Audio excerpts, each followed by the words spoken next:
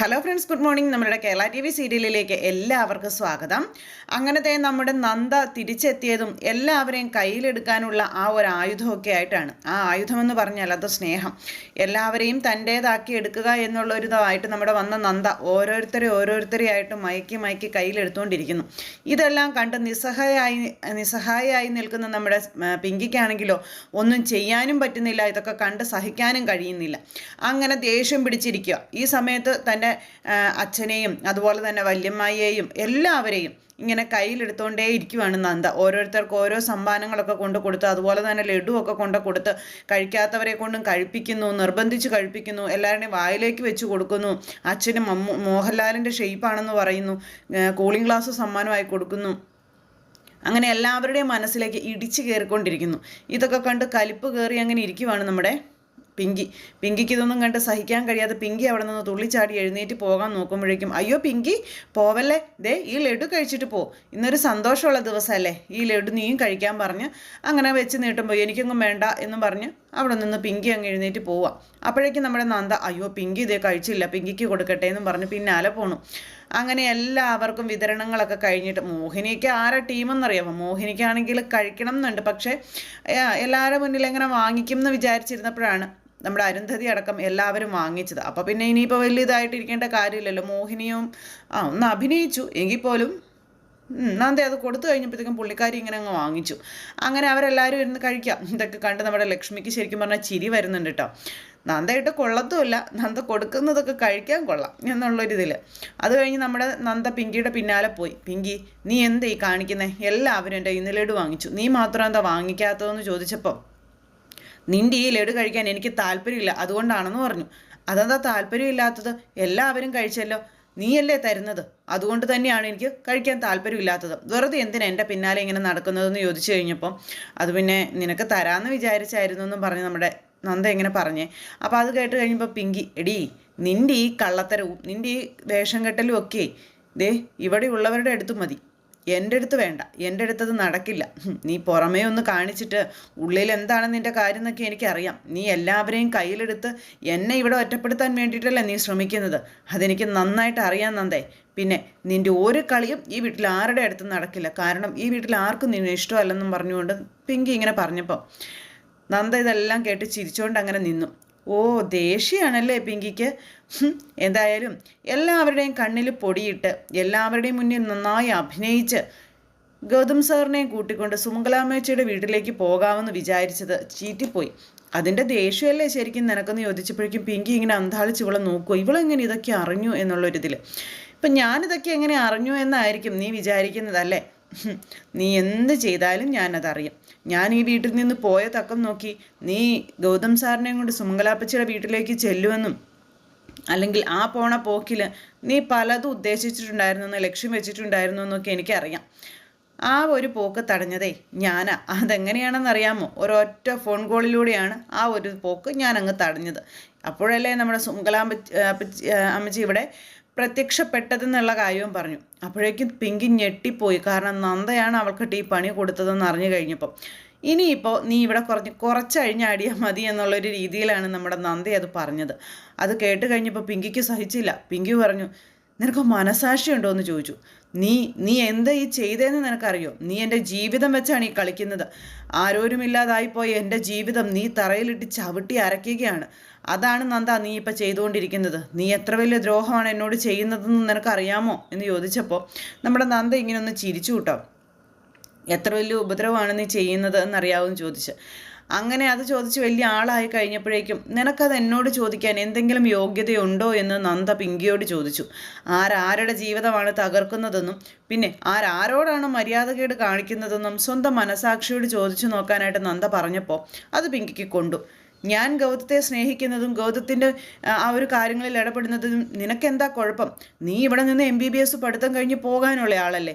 നീയും ഗൗതവും തമ്മിലുള്ള വെറും കരാറ് മാത്രമല്ലേ? അങ്ങനെയുള്ളപ്പോൾ നീ എന്തിനാണ് ഗൗതത്തിൻ്റെ കാര്യത്തിൽ കൂടുതൽ ടെൻഷനാകുന്നത്, അല്ലെങ്കിൽ കൂടുതൽ കാര്യങ്ങളിൽ ഇടപെടുന്നത്? എൻ്റെ ഗൗതം എൻ്റേത് മാത്രമാണെന്നും പറഞ്ഞ് പിങ്കി ഇങ്ങനെ പറഞ്ഞപ്പോഴും ചിരിച്ചുകൊണ്ട് അങ്ങനെ ഇരിക്കുക. ഏതായാലും MBBS പഠിത്തം കഴിഞ്ഞില്ലല്ലോ, അത് കഴിയുന്നത് വരെ ഞാനിവിടെ ഇല്ലേ, പിന്നെ എന്തിനാ നീ ഇങ്ങനെ എടുത്തുചാട്ടം കാണിക്കുന്നതെന്നൊക്കെ ചോദിച്ചു നമ്മുടെ നന്ദ. അങ്ങനെ ഇനിയിപ്പം നീ എന്തെല്ലാം കാണിച്ചിട്ടും കാര്യമൊന്നുമില്ല, ഞാനിവിടെ ഉള്ളിടത്തോളം കാലം ഒരു കാര്യവും നടക്കില്ലെന്നുള്ള രീതിയിൽ പറഞ്ഞ് ഇങ്ങനെ ഇവർ തമ്മിൽ സംസാരിക്കുക. കാണാൻ നന്ദ, എൻ്റെ ജീവിതം തകർത്തുകൊണ്ട് നിനക്ക് ഈ വീട്ടിൽ സന്തോഷമായിട്ട് കഴിയാൻ പറ്റുമെന്നാണോ നീ വിചാരിക്കുന്നത്? അത് നടക്കാൻ പോകുന്നതല്ലെന്നും പറഞ്ഞുകൊണ്ട് നമ്മുടെ പിങ്കി കാണാമെന്ന് നന്ദയും. അങ്ങനെ രണ്ടുപേരും അങ്ങോട്ടും ഇങ്ങോട്ടും വെല്ലുവിളിയും കാര്യങ്ങളും നടത്തിയിട്ട് അവിടെ നിന്ന് അങ്ങോട്ടേക്ക് പോയി. അങ്ങനെ ആ ഒരു സംഭവവും കാര്യങ്ങളും അവിടെ അങ്ങനെ കഴിഞ്ഞു കേട്ടോ. അത് കഴിഞ്ഞ് നമ്മുടെ നന്ദ നേരെ ബെഡ്റൂമിലേക്കാണ് പോകുന്നത്. ബെഡ്റൂമിലേക്ക് ചെന്ന് കയറി, അതായത് ഗൗതം സാറിന് ലഡു കൊടുക്കാനായിട്ടുള്ള ആ ഒരു ആകാംക്ഷയോട് കൂടി ഓടി കയറി ചെല്ലുമ്പോൾ എന്താ പറയുന്നത്, ആ വാതക്കപ്പടിയിലേക്ക് കയറിയതും എന്തോ ഒരു ബോംബ് പൊട്ടുന്ന ശബ്ദവും കുറേ പൂക്കൾ ഇങ്ങനെ നമ്മുടെ നന്ദയുടെ ദേഹത്തേക്ക് അങ്ങ് വന്ന് വീണു. ഒരു പൂവിൻ്റെ മഴ തന്നെയായിരുന്നു നന്ദയുടെ ദേഹത്തേക്ക്. ഇത് കണ്ട് നന്ദ ഇങ്ങനെ ആസ്വദിച്ചിങ്ങനെ താളിച്ചിങ്ങനെ നിൽക്കുക. അപ്പോഴേക്കും നമ്മുടെ ഗൗതം അങ്ങോട്ടേക്ക് കൺഗ്രാറ്റ്സ് ഒക്കെ പറഞ്ഞു വന്നു. ഗൗതത്തിനെ കണ്ടു കഴിഞ്ഞപ്പോഴത്തേക്ക് നന്ദ ഇങ്ങനെ കുറേ നേരം ഗൗതത്തെ തന്നെ നോക്കി നിന്നു. ഗൗതവും അതുപോലെ തന്നെ. ഇതെന്താ ഇത്, ഞാൻ ഞെട്ടിപ്പോയല്ലോ, ഇത് എന്താ ഗൗതം സാറിന് ചോദിച്ചപ്പം വിജയശ്രീ ലാളിതയായി തിരിച്ചെത്തുന്ന എൻ്റെ ഭാര്യയെ കാത്ത് ഞാൻ ഇവിടെ ഇരിക്കുകയായിരുന്നു. അപ്പോൾ ഇത്രയും വലിയൊരു സന്തോഷം ഈ വീട്ടിലേക്ക് കൊണ്ടുവന്ന നിനക്ക് ഒരു സർപ്രൈസ് ഞാൻ തരണ്ടേ എന്ന് ചോദിച്ചു. ഓ അതായിരുന്നോ, എന്നാൽ ശരി, ഈ വിജയശ്രീ ലാളിതയുടെ ഈ ലഡു അങ്ങ് കഴിക്കാൻ പറഞ്ഞ ലഡു അങ്ങ് കൊടുത്തു. അങ്ങനെ നമ്മുടെ ഗൗതം ആ ലഡു എടുത്ത് കഴിച്ചു. എല്ലാവർക്കും ഞാൻ ലഡു കൊടുത്തു, എല്ലാവരും ലഡു കഴിച്ചെന്ന് പറഞ്ഞു. അങ്ങനെ ഇവർ വിശേഷങ്ങളൊക്കെ പറഞ്ഞുകൊണ്ടിരിക്കുക. എന്നിട്ട് പോയ കാര്യങ്ങളെപ്പറ്റിയൊക്കെ ഇങ്ങനെ പറയണു. അപ്പോൾ നമ്മുടെ ഗൗതം നന്ദയോട് ചോദിച്ചു, പോയിട്ട് എങ്ങനെയായിരുന്നു, യാത്രയൊക്കെ സുഖമായിരുന്നോ എന്ന് ചോദിച്ചു. പിന്നെ എന്തൊരു ചോദ്യം അത്, 18 ആൺപിള്ളേരുടെ കൂടെ പോയി എൻ്റെ യാത്ര സുഖമായിരുന്നോന്നോ, അങ്ങനെ ചോദിക്കാൻ തന്നെ കൊള്ളാവോ എന്നൊക്കെ ചോദിക്കുമ്പോൾ 18 ആൺപിള്ളേരുടെ കൂടെ പോയെന്നുള്ളതൊക്കെ ശരി തന്നെയാണ്, പക്ഷേ നീ യാത്ര ആസ്വദിച്ചു എന്ന് പറഞ്ഞാൽ ഞാനത് വിശ്വസിക്കില്ല എന്ന് പറഞ്ഞു. അതെന്താ വിശ്വസിച്ചാൽ, ഇത്രയും പേരുടെ കൂടെ പോയി എനിക്ക് ആസ്വദിക്കാൻ എന്താ പാടെന്നൊക്കെ ചോദിച്ചപ്പം, അതിനെ നിൻ്റെ ഹൃദയം നീ എൻ്റെ കയ്യിൽ തന്നിട്ടല്ലേ പോയത്, പിന്നെ എങ്ങനെയാണ് നീ അത് ആസ്വദിക്കുന്നതെന്ന് ചോദിച്ചു. ഓ അങ്ങനെയാണെങ്കിലേ ഗൗതം സാറിൻ്റെ ഹൃദയം എൻ്റെ കയ്യിലല്ലേ തന്നു വിട്ടിരുന്നത്, അതുകൊണ്ട് ഞാനങ്ങ് ആസ്വദിച്ചു. എന്താ ഗൗതം സാറിൻ്റെ ഹൃദയം വെച്ച് എനിക്ക് ആസ്വദിക്കാൻ അവകാശമില്ലേ, അല്ലെങ്കിൽ അതിന് സാധിക്കില്ലേ എന്ന രീതിയിൽ നമ്മുടെ നന്ദ ഇങ്ങനെ ചോദിക്കുക. അങ്ങനെ ഇവർ രണ്ടുപേരും കൂടി ആ കാര്യവും പറഞ്ഞ് അങ്ങോട്ടും ഇങ്ങോട്ടും സംസാരിച്ചുകൊണ്ട് ഇങ്ങനെ വളരെ സ്നേഹത്തോടെ ഇരിക്കുന്നു. അങ്ങനെ 2 ദിവസം നന്ദയോട് ഇല്ലാതിരുന്നപ്പോൾ ഗൗതത്തിൻ്റെ അവസ്ഥ, അതുപോലെ തന്നെ ഗൗതം ഇല്ലാതിരുന്ന 2 ദിവസം നന്ദയുടെ അവസ്ഥ, ഇവർ രണ്ടുപേരും ഇവരുടേതായ സ്വകാര്യതയിൽ ഇരുന്നുകൊണ്ട് ഇതൊക്കെ സംസാരിക്കുന്നത്. അപ്പോൾ അങ്ങനെയുള്ളൊരു സാഹചര്യങ്ങളും കാര്യങ്ങളും അതൊക്കെ ഇങ്ങനെ സംഭവിക്കുവാണ്. അതെല്ലാം കഴിഞ്ഞു, രാവിലെ ആയി. അപ്പോൾ നാളെ തന്നെ സ്കൂളിൽ പോകണം, കോളേജിൽ പോകണം എന്നുള്ള കാര്യമൊക്കെ പറഞ്ഞായിരുന്നു നന്ദ. അങ്ങനെ രാവിലെ തന്നെ പോകാൻ ഇറങ്ങിയപ്പോഴേക്കും നമ്മുടെ ലക്ഷ്മി മകൾക്കുള്ള ചോറും സംഭവങ്ങളൊക്കെ ആയിട്ട് വന്നു. അപ്പോൾ ഇത് കണ്ടുകൊണ്ടാണ് പിങ്കി അങ്ങോട്ടേക്ക് വരുന്നത്. പിങ്കി വന്നു കഴിഞ്ഞപ്പം ഇത് കാണുക. ഇത് കണ്ടത് പിങ്കിക്ക് അങ്ങ് ചൊറിയാൻ തുടങ്ങി. എന്തേലും ഒന്ന് കൊടുത്തില്ലെങ്കിൽ പിങ്കിക്ക് ഒരു സമാധാനമില്ല. പിങ്കിക്ക് അത് ഇങ്ങോട്ട് കിട്ടണം, എന്നാലും പിങ്കിക്ക് ചോറിറങ്ങത്തുള്ളൂ. എന്തായാലും പിങ്കി അങ്ങനെ അങ്ങത് വലിയതായിട്ട് പറഞ്ഞു, ഭർത്താവിനോട് ഭയങ്കര സ്നേഹമുള്ള ഭാര്യയാണെന്നൊക്കെ പറഞ്ഞിട്ട് 2 ദിവസം ഈ വീട്ടിലുണ്ടായിരുന്നില്ല. 2 ദിവസം ഈ വീട്ടിൽ നിന്ന് ഭർത്താവിൻ്റെയും വീട്ടുകാരുടെയൊക്കെ മുന്നിൽ നിന്ന് മാറി നിൽക്കുകയും ആ ഒരു കാര്യമൊക്കെ നടന്നിട്ട് ഇപ്പതേ വന്ന് കയറിയതും കോളേജിലേക്കാണെന്നും പറഞ്ഞൊരു പോക്ക്. എന്നിട്ടോ എല്ലാവരുടെയും മുന്നിൽ എന്താണ് ഭാവപ്രകടനം, എല്ലാവരോടും ഭയങ്കര സ്നേഹം, എല്ലാവരോടും ഭയങ്കര കരുതൽ, എന്തൊക്കെയാണെന്നൊക്കെ ചോദിച്ചുകൊണ്ട് ഭയങ്കര ഇത് കാണിക്കുമ്പോൾ, അവൾക്ക് ക്ലാസ് ഉള്ളത് കൊണ്ടല്ലേ പിങ്കി എന്ന് നമ്മുടെ ലക്ഷ്മി ചോദിച്ചു.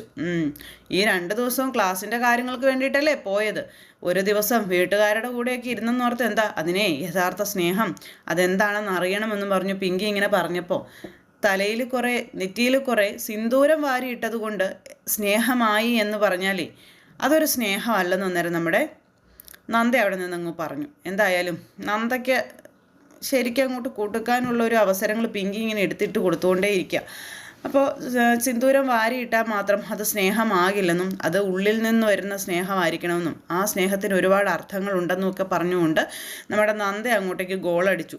നന്ദ അടിച്ച ഗോളിൽ ഈ പറയുന്ന നമ്മുടെ പിങ്കി ഡിമ്മായിപ്പോയി. അപ്പോൾ നന്ദ കൊടുക്കുന്ന ഓരോ ഡോസും ശരിക്കും മർമ്മത്തിനിട്ട് തന്നെയാണ്.